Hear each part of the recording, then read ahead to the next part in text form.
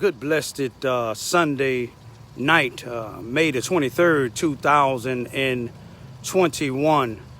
It's about 10:10 p.m. I'd like to greet everybody with a universal greetings of peace and the blessings of God be with you. It doesn't matter what your political, philosophical, personal, nor religious beliefs may be. Doesn't matter whether you're the richest to the poorest person on the face of this earth. It doesn't matter whether you are the proclaimed toughest to the proclaimed weakest person on the face of this earth. It doesn't matter if you my family friends, nor my proclaimed enemies. It doesn't matter if you light-skinned or dark-skinned. It doesn't matter what your ethnic group may be, no matter what your tribe or your nationality or race may be. I greet all of you all with that same universal. I greet you with that same universal greetings, with the peace and blessings of God be with you. Tonight, I just want to briefly just say something. I want to thank God first for a successful surgery today, I believe it was, for my one of my older cousins on my mother's side in Sikeston, Missouri. He's still in ICU. We praying that he fully recover. I want to thank my oldest daughter, Jennifer, and my son-in-law, Terrence, her husband, and the two twins for going out to the cemetery where my son, Brian Lamont Johns, is buried at in Forest Home Cemetery in Forest Park, Illinois today, and decorating his grave. And I also want to say, I wanted to go to Carbondale, Illinois today to the visual that they was having in the park off of Wall Street in Carbondale, visual for George Floyd. In the town that I'm living in now, Charleston, Missouri, Mississippi County, they don't have them type of visuals. They don't even have them when people, black folks get killed down here. But that's another story. But I want to also say, when I was in Carbondale yesterday on that street on the corner of Oakland in Sycamore Street in the 400 block of Oakland and the 400 block of Sycamore Street yesterday, which was May the 22nd, 2021, Saturday. I stayed on that corner for about 3 hours and met a lot of people. I went to different places, shelters and everything else. And I made a YouTube maybe a few days before that saying that my son didn't have no friends in Carbondale, but I found some that did. I found homeless people that knew my son, and they spoke highly of him. I found people that was working in shelters and warming centers that knew my son, and they said he was a good man. You see what I'm saying? He had some issues, but he was a good man. And all of them doubted very seriously that he committed suicide.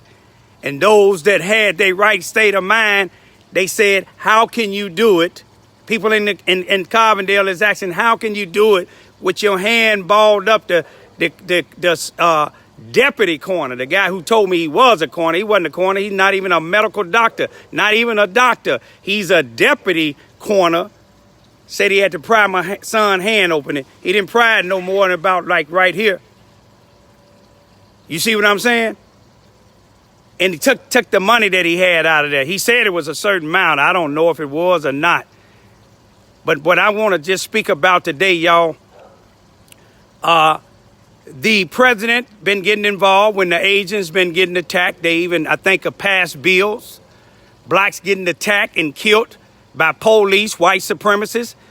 Black men and women is being found hung in trees, dead in different places. My son was one that was found March the 19th, 2021, and it still haven't been reported in no newspaper. The only attention has been getting my YouTube channel, which spread it to other people, and other people spreaded it. And I didn't contact the Southern Illinois paper I contacted him in March of 2021 when I found out on the 24th about my son's body being found on the 19th. I contacted him in April. I contacted him several times here in May. Ain't none of them got back with me, but it don't make no difference. But what I want to just say, I'm looking nationwide. I don't want nobody to take it personal. Sometimes people take things personal. When you take things personal, you must have a guilty conscience. You know, for down here for years, these people done call me all type of stuff. You know what? I know what they were saying wasn't true, so I didn't let it bother me. All I told them is produce. See, when I say something about some of them down here, I can produce it. You see what I'm saying? Don't y'all be fooled by all these black individuals that's running a lot of these organizations, especially here in Charleston, Missouri, or Mississippi County, and they go everywhere else. Don't be fooled by them when they say they trying to help people out there that's homeless, help people on drugs. You see what I'm saying? Help people with mental illness. You know what they doing? They helping themselves, seeing what they can get out of these people. You see what I'm saying? It's a difference when you helping somebody unconditionally than you saying you helping somebody, but you the one getting a benefit out of them. If it's not something personally of theirs, you getting some type of government grant money. But this is my big issue, y'all. I've been watching the news in Chicago, Minnesota, Atlanta, and a lot of other places here in the United States. Well, there's no ceasefire in some neighborhoods, black neighborhoods. But you see, it's a ceasefire. The president of the United States got involved. High dignitary people got involved. You see what I'm saying? Black leaders and got involved. Black leaders, black individuals out here marching in the streets with the Palestinians. You see what I'm saying? Saying that where there's injustice anywhere, there's an injustice everywhere. But what about in the black neighborhood? And see, I'm one that believe, and I know Black Lives Matter. I'm black. You see what I'm saying? But I don't get out here saying Black Lives Matter only when a white police kill a black that's unarmed or armed. Some of these police is out here killing them justifiably, and some of us don't want to accept it. Let somebody run up on you with a gun. You see what I'm saying? Let's see how many seconds you got before you can pull the trigger. I done been in that situation a couple of times, and I pulled the trigger. I don't care what color they is. But that ain't what I want to talk about.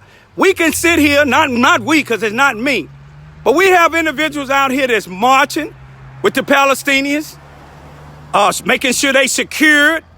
But how many of y'all, now that they got a ceasefire with the Palestinians and the Israel people, how many of y'all gonna go out here in the Chicago, Minnesota, Atlanta, Texas, and other places and help secure and march with these black people that's losing their little 2- and 3-year-old children, their grandmothers, their mothers, their uncles?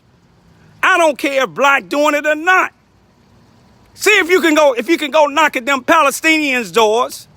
And there's no disrespect to the Palestinian people, but I don't see that. I'm trying to look. I look on all of my news apps and everything. I don't see no marches on that. Before I came out here to make this here, I just seen in Humboldt Park 3 or 4 people shot. I think 2 women and 2 men. You see what I'm saying? So my question is to everybody that's marching with these justice for the Palestinians, what about some justice for black folks? We ain't had justice since 1619, since the Mayflower come over here. But some of you black people probably don't even know about the Mayflower, don't care about the Mayflower, talking about that's history. Yeah, you gonna keep on saying it's history. The war in Israel and in Jerusalem, that's history. It's been going on. It ain't the first time.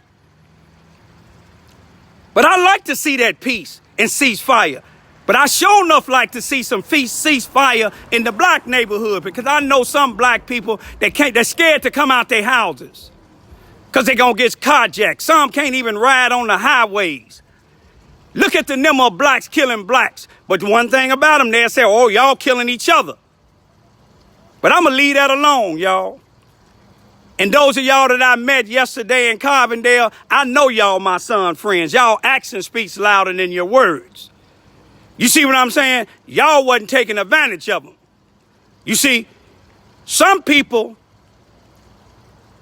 don't really think everybody has sense.